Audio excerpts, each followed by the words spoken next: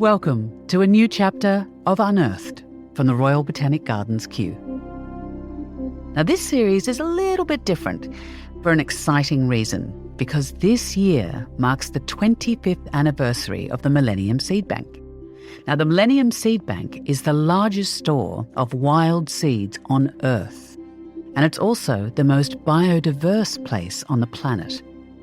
The roots of this extraordinary initiative lie tucked away deep in the Sussex countryside at Wakehurst, Kew's wild botanic garden, but its impact stretches far beyond those quiet hills.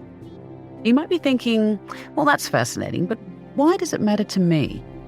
Because the future of life on Earth may very well depend on the seeds stored within this bank.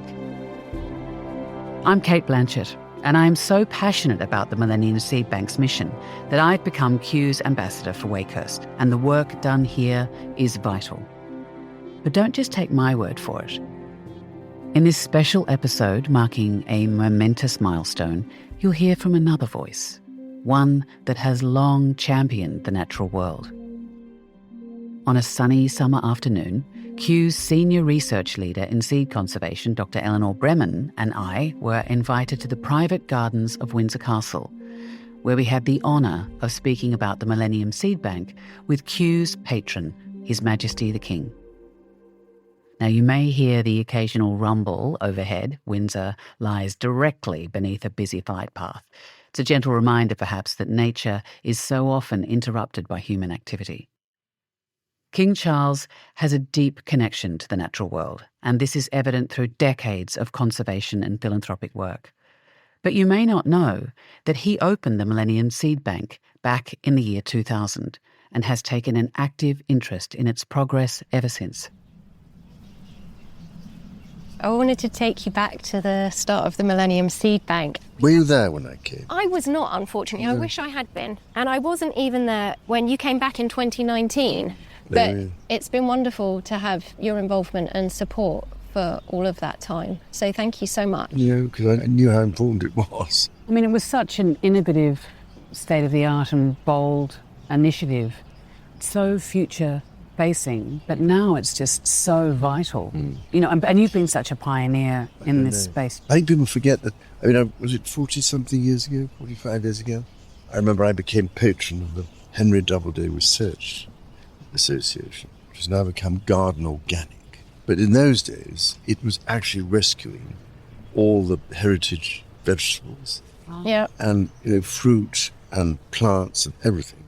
Because at the time, they were all the old varieties were being thrown away. It wasn't considered worthwhile. They were being lost. And the same that's why I became patron of the rare breeds of albatross. To help with the native breeds, it didn't matter. Everything was being shrunk down to, the absolute minimum for maximum production purposes. Anything that was not maximum production was not considered. But I just felt it was critical to keep the balance always. Because you may need them at a later stage. Don't throw them away. No. So it was quite difficult.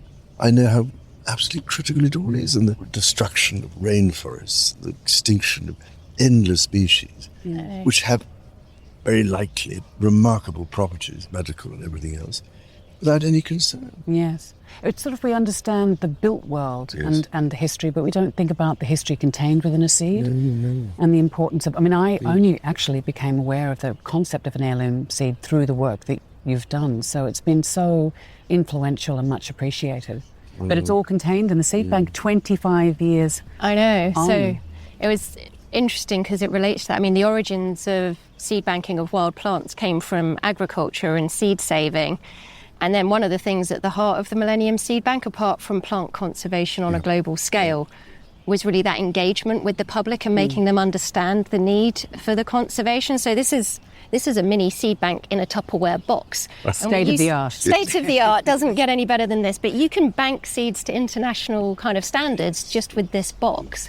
And it was something that we developed just after the seed bank opened, so that anyone visiting could take a piece of the science and the conservation home with them and feel like it was something they could do. Getting people engaged in conservation has been such a vital piece of the work. I'm so glad, because now, what is it? It's 85% or something of the indigenous plants here. Yeah, are so we've collected. managed to bank already 85% of the UK's threatened flora. Yep.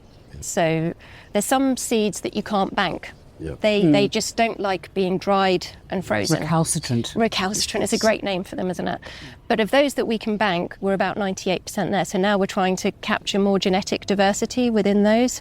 Just make sure that we've got them collected from all the populations across the UK. We've done some great work on UK trees, and in fact some elms as part of a conservation programme that we've been doing with Natural England are actually out here in the Windsor Great Park. Yeah, so we've sent some material back from the brink, Well and done. they're Yes, yes. well. Thank you for Yes. providing a home for them. No.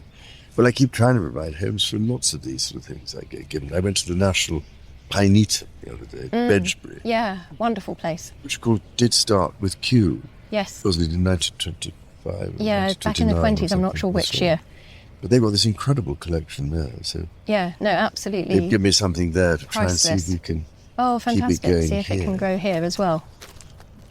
But I understand there's been a lot of regeneration of this part of the private garden as well. Yes. That's a real labour of love. Like this didn't look like this 3 or 4 Because I've been years making ago. more beds. I marked them all out as to where I wanted them It's a beautiful design. and more Yeah. trees and things. But like trying to keep them going is the problem. This dry, Well, I mean, to horrible- think that you have to drought-proof a garden here in this, bucolic isle. Absolutely. Because the key nowadays, I think, as I've been trying to do for years, is take the rainwater off the roofs and somehow yes. get it onto the garden. And the grey water is the other thing I've been trying to Yeah. show what you can do with. But what you can do with black water, too. I mean, it can be purified to drinking, but Yeah. as an Australian, I'm a water obsessed. And in fact, I was really humbled but also inspired by the work that the Seed Bank had done with partner organisations in Australia. And after the 2019 bushfires Yeah. at Cuddly Creek, almost 30,000 hectares were destroyed, and there were many species that were in danger of being completely wiped out. But of course, with the South Australian Seed Conservation Centre, they had banked over 1,000 seeds of a pea So variety. it's clover glycine. It was a rare species, vulnerable in Australia, and our partners in Australia had banked it in 2007, but it had only ever been a small collection because there were only a few plants left in the wild, and unfortunately they were lost during those bushfires. But we were able to send them back the seeds, and they could propagate new plants and collect more seeds, and it's been a really successful reintroduction story, and I think it just shows the value of seed banking. It's not a static place. It's not that we want the seeds to end up in the bank. They're there for safekeeping, but the whole idea is they're going to be plants in a landscape, not seeds in a glass jar in a -20 freezer. That's where they need to be for now, but it's not their end story. No, because I was riveted in Australia last year. I managed to go and visit briefly the Botanic Gardens in Canberra. Yes. But their particular place where they do the smoke testing. So we've got some here. They told me about all this. Yeah, there. so these are Banksias. fire-adapted Banksias, yes, species. exactly. So, you have to adapt to your environment. And these guys will only open once a fire's been through. So this one, the seed pods are still closed. We had to blowtorch this Did you? Oh, right. in the Yes, lab yes. to get it open because they'll only respond to fire. Yeah. And then these are another species, a leucodendron from South Africa, also only responds to fires. So these are the Banksia seeds. I mean, there's nothing ugly in nature. This No. one is open. It looks like a series of little mouths, hard little mouths where the seeds have popped out. And this one is it's a bit like a toilet brush. It is a little bit like a toilet brush or a microphone. Yeah, it does look a little bit like a cone. It's not botanically a cone, but it kind of has that feeling of being a cone. I don't know if you want to smell this, but it smells of smoke. We put it in as a smoke Yes, solution exactly, yes. to get the seeds to think that they've been through a fire episode, and only then will they start to germinate. So we have to tease out and mimic the environment of all these 40,000 different species that we hold in the bank, because it's so important to know how to turn the seed back into a plant. That's the vital step in, the restoration of all of our global habitats that we're all depending on. So yeah, I think for me, that part of the work of the seed bank is vital, and the expertise that people have built up there. But I wonder how long it took these ones to adapt to the idea of fire was the critical. Well, I mean, fire's been 40,000 years. Yeah, exactly. Part of the landscape for a long time. These, I mean, even though they are fire resilient and have adapted, the last few bushfires, the intensity of the heat has been such that it's making it even difficult for these seeds to survive. And even though they're part of the regeneration process after a bushfire, it's just so hot that it's a challenge even for these ones to survive. Which is why I think the great thing is, another thing I tried to do 35 years ago or something was to try and see if I could collate another kind of seed bank, all the indigenous traditional knowledge and wisdom around the world. But in those days, it wouldn't help in any way. No. So now the great thing is there are more and more efforts. One of my organisations I started, the Circular Bioeconomy Alliance, has been trying to help set up these fire resilience initiatives, particularly in Canada. But I discovered in Australia, because they learnt so much from the Aboriginal knowledge and understanding, to make sure you burn it off. The mosaic burning. The fuel load. I mean, I had gone to Uluru 25 years ago, and 2 years ago I took my 4 children back because they'd never been to Central Australia. And the difference in the landscape, because it had been handed over to Indigenous land managers, was profound. I mean, it was La Nina, so it was very green, but the diversity of grasses and the wildlife that had been brought back to the base of the rock was just, I mean, it made me weep. Yeah. It was extraordinary, really extraordinary. And nature is resilient, and if we give her the chance, she will come back. So I see the seed bank as buying time to give nature that chance and to be able to have those habitats where we can put things back. So the plants that I brought along today, there's a Cylindrophyllum hallei. Fingers. This one looks like a lot of little green squishy fingers. Yeah, it's kind of a succulent starbursts really coming out in different places. And a pachyderma. This is from Madagascar, and actually they're quite ornamental plants. They're really beautiful, and unfortunately they're being collected from the wild and so becoming endangered. But our partners, both Sambi in South Africa and SNGF in Madagascar, are doing a really great job. They're creating a little arboretum with some that have been seized in Madagascar, and in South Africa they're doing a really great job of trying to stop the illegal poaching and trade in succulent plants as well. So I just feel anything we can do to give nature a hand. Absolutely. So do these get bigger?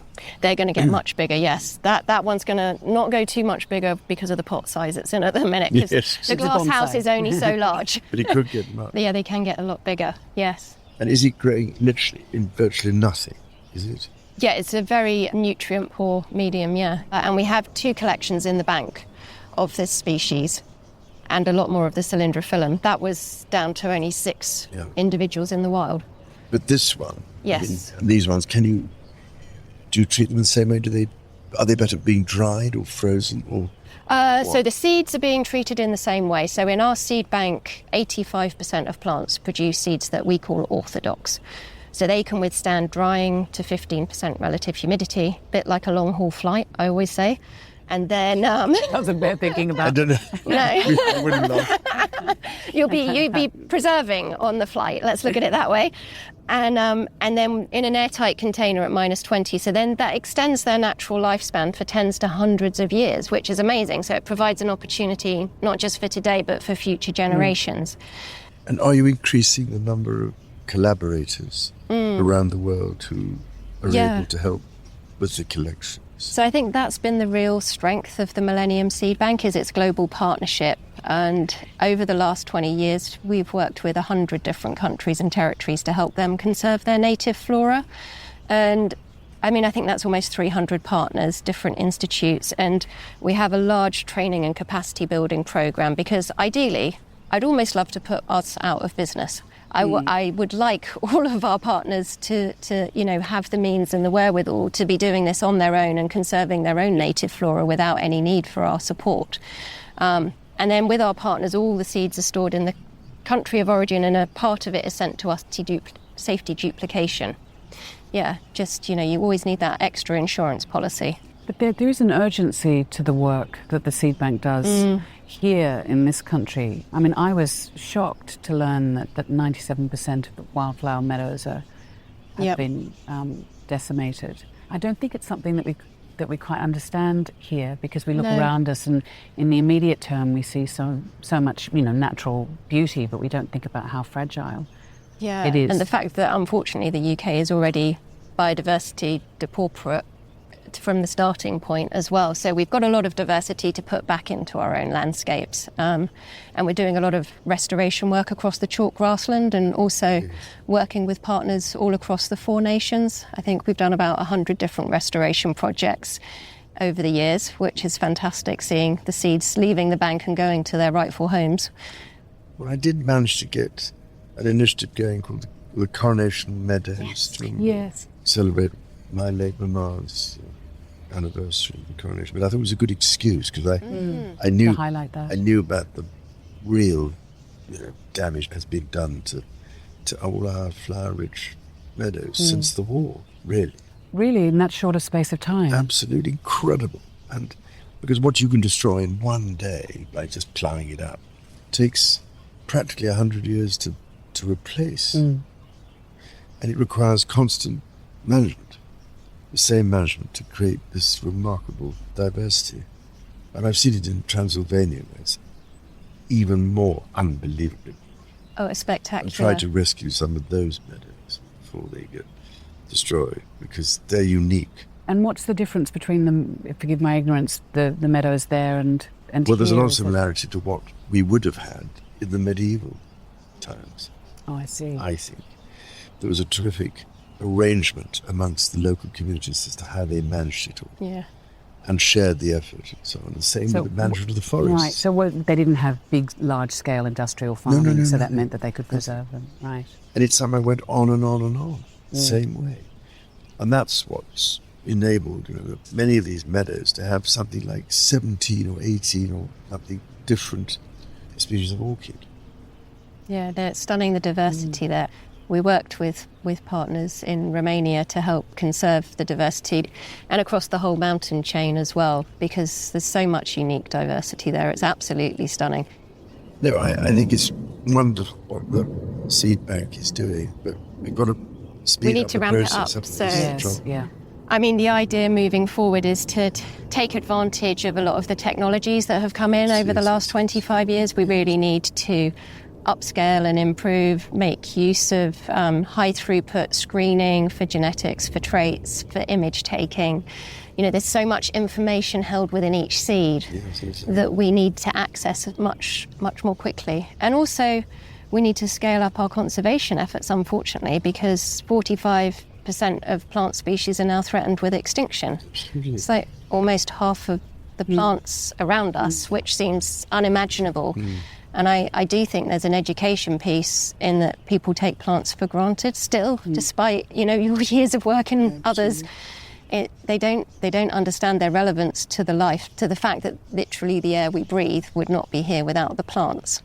And also, I suppose, to enable your partners to build not necessarily facilities that will survive an airplane crash or a nuclear disaster, as seed bank will, but to have the capacity. Exactly. Anybody can do seed banking, and we have a lot of partners who don't have regular electricity supply, but they can still bank seeds to international standards and conserve their flora and all of that hope and possibility for their future. Yeah. But you would think, we try to encourage the pharmaceutical sector to see that actually it's surely in their interests to invest in the protection and enhancement and restoration of this biodiversity, from which so many actually of the treatments we are looking for have already come from.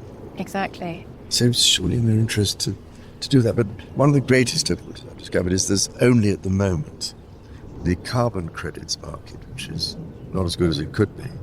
There's no biodiversity credits set up. So this is being tried to be established now, because that would revolutionize the opportunities for investment in the restoration of biodiversity. Definitely. Q's involved in a lot of those conversations as well around biodiversity credits and how we can ensure that all of these large schemes under the current global biodiversity framework, to restore and maintain natural habitats don't do any harm and actually enhance biodiversity rather than harming it in tree planting schemes or others. So we need to monitor that. So the only way to do that is to make sure we have ecosystem services payments. Exactly. So you make the valuable. Trees more valuable alive than dead yes. as timber.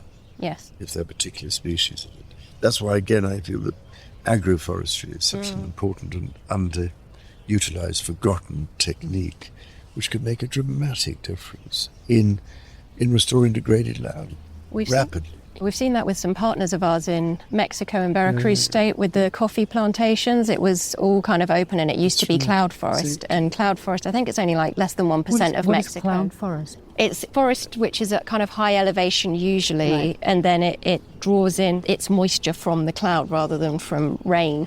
It's quite a remarkable system, but we found some native species with working with local communities that they want to propagate, and they're using those as the shade over the coffee now, and set up community nurseries. They get an income from the nursery. They're growing the species that they are going to have a use from, and it's producing better coffee. So you need to find those win-win-wins, don't you? And then it all happens. But I've got organisations doing exactly that in Ethiopia, and they can now demonstrate that within 5 years you can transform a degraded landscape into something that looks like a forest, and instantly the biodiversity increases, the insects, the birds, the bee, everything starts to come back.